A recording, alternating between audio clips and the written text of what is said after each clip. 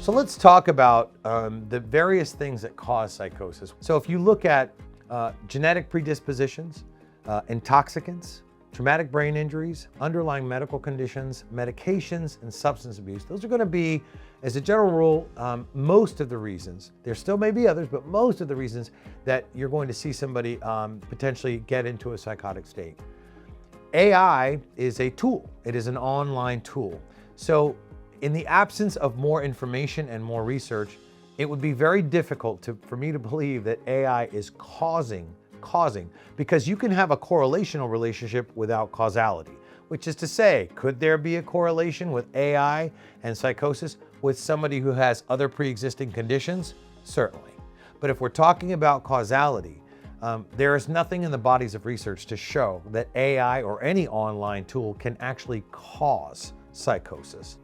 A lot of technology can acutely exacerbate underlying conditions, because all stress can acutely exacerbate underlying conditions.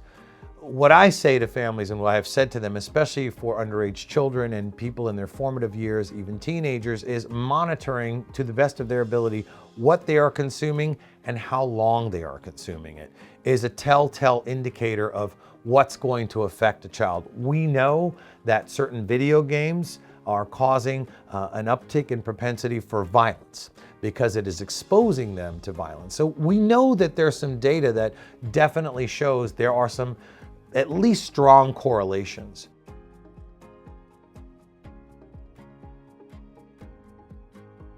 In the beginning of any call that we take, one of the first things I need to do is assess the family in terms of their dynamics, but really doing a deeper dive into any information that they have on the patient. Let's talk about what that looks like. Any reports from their pediatric doctor, any hospital visits, any ER visits, psychological testing, school reports. Even when they're adults, I want to get as much information about the patient as I can, because it is going to help me make a better diagnostic impression. It's just an impression because I'm not evaluating the patient, but determining the best course of action based on the data and what the family's reporting. The other thing I really like is when the families can give me text messages, when they can give me emails written by the patient. And I often ask families to create a bio timeline, which is to ask them to create a living document of everything that's gone on, the onset of these symptoms, from the first time all the way up into the present time, so that I get a good indication of what's happening with that patient and that patient's family.